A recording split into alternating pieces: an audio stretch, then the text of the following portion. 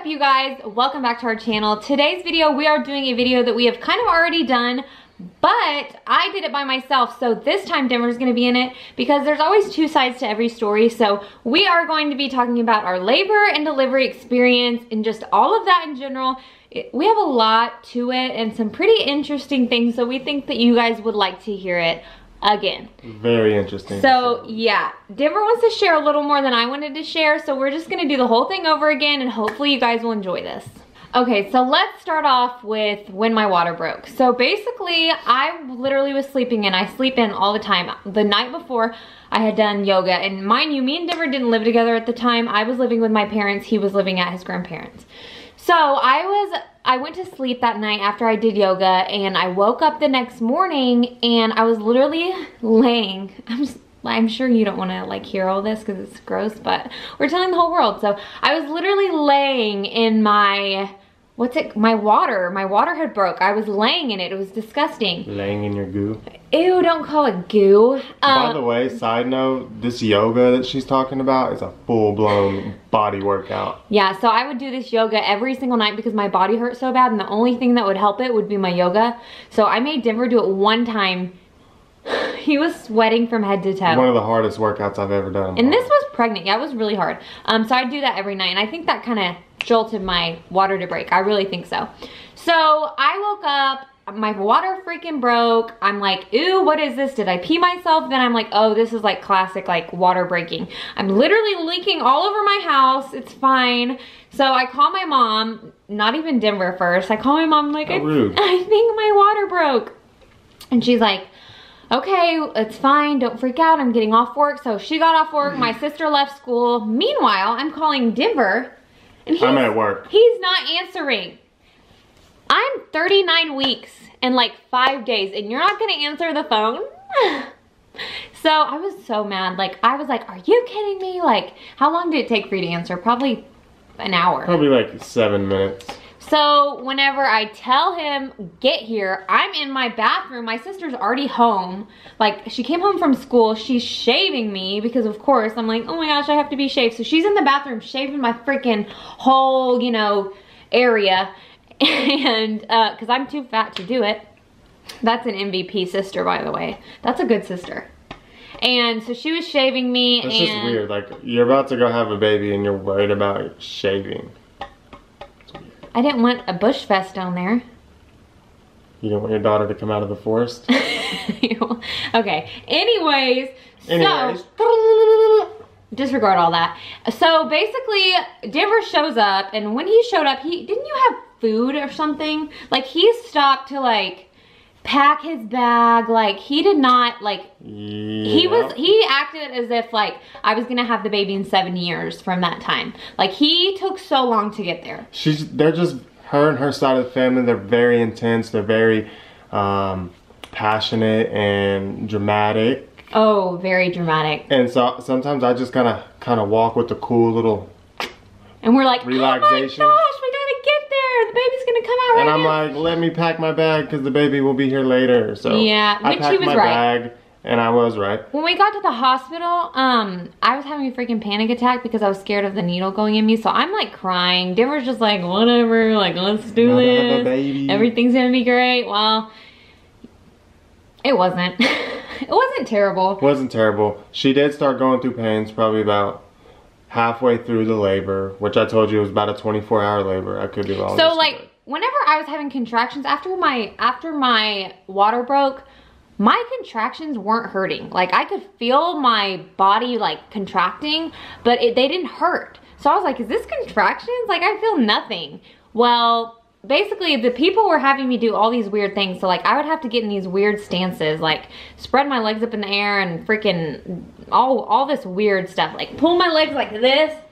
And literally, it was the most uncomfortable thing ever. And then all of a sudden, my kid, Ace, like flipped. And then I started feeling contractions. And it was the worst pain of my life. Was I not? Like, I was. Yeah, it was like a switch flip. She started crying and moaning and freaking out. And so, like, I just came to the rescue and I was like, yo, doc, she needs medicine. And so the doc came in there. They were like getting my medicine stuck this needle in her back, and pretty much she had the drip. she could press a button and it would drip medicine and the pain would be alleviated, and that pretty much took the tears away. But like, I was so afraid of that big fat like epidural needle or whatever. She was in so much pain that at that point she didn't care. She said, you know, just do it. Whatever's gonna help. Didn't even hurt. Didn't even hurt at all. That huge needle felt like a little, like that, at most. Anyway, so I freaking go to have a kid. I don't feel anything. When that epidural goes in, I'm feeling great. I feel like I'm kind of like on some, like they gave me on pain medicine, so I was like kind of She was high, guys. Yeah, I was high. And so I hate that, but I was feeling good. I was fine. I was in a good mood. The only thing was I was really thirsty. So yeah, ended up we started pushing probably an hour after that. So this is the best part. She's about to have the baby.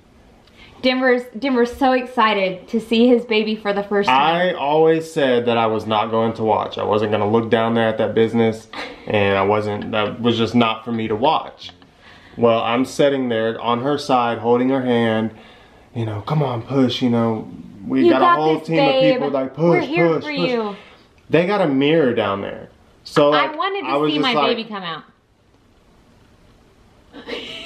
So really, and I couldn't stop watching. He couldn't not look. Like the mirror was right in front of him. Like so I watched the whole thing. It was probably like 15 minutes of pushing right before the baby came out. Like I'm watching the whole thing just because I want to see the beautiful moment that my daughter gets to come out. That's the whole reason I started watching, and I was like, okay, I'm just gonna persevere. I'm not gonna miss it. Right before the baby comes out, I'm standing next to Brooke. She goes, throws up all over me.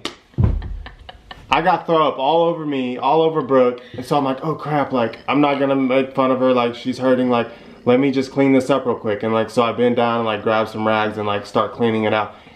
As I'm bending down to grab the rags and clean up this throw up, the baby comes out. I stand up from grabbing rags and our baby is in the nurse's hand.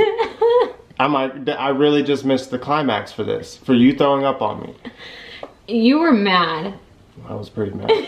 And now like I couldn't hold the baby right away because I've got throw up on me. Like I've got to clean it off. I've got to be sanitized. So like, it just set me back a few seconds. I didn't even know people threw up, but I didn't poop on the table. I don't know. Anyways, so after that, they gave me the baby, you know, whatever. I had my time. And then like all of our family came in, which we probably won't do next time. I love my family, love my friends, but literally so many people came in the delivery room and it was really stressful, and I just like started having anxiety so bad. And freaking Denver, the freaking first 2 hours we have this newborn baby. Denver, this is the most traumatic part for me. He stood up with our newborn baby on a rolly bed. One of those beds that just rolls. It was a cot that rolled. Who stands up as if like that couldn't just fall out from underneath my brand new baby? Who would have not survived that? This boy. We didn't. This boy.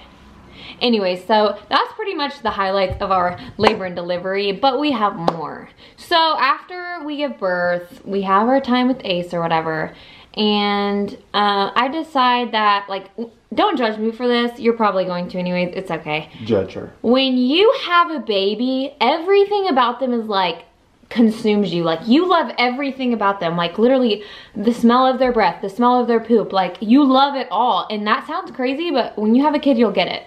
Maybe I'm weird. Maybe some moms don't feel that way, but I love my kid a lot. And so when I had my placenta that was giving my child life, I was like, I'm gonna probably eat it. That was like the craze. Well, so I wanted to keep it. Like I told the people I want to keep it. And so I decided to take it home, and I could never end up eating it. So instead we just kept it. And so if you've been wondering what this is right here, this is my placenta that we have kept for, how old is Ace? Almost 3. It looks pretty gross right now, and you guys may not want to see this. So if you don't like weird stuff, don't watch this video. Or watch the video, just fast forward to this part.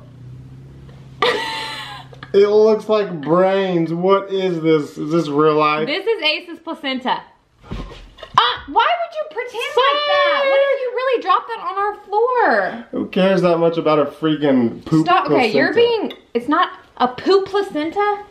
Also, guys, just so you know, this isn't as weird, but she still has this pregnancy stick where she found out that That's not weird.